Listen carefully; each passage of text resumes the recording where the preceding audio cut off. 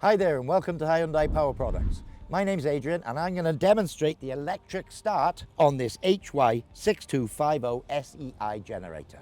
We've put oil in the machine, we've connected the battery and it's got half a tank of fresh unleaded fuel. So the start is here.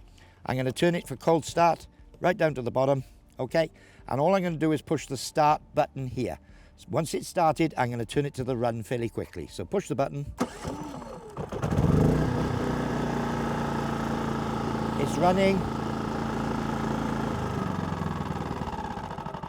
and it's turned off.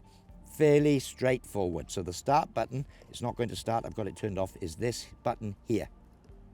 And it needs to be in run. A little bit of choke.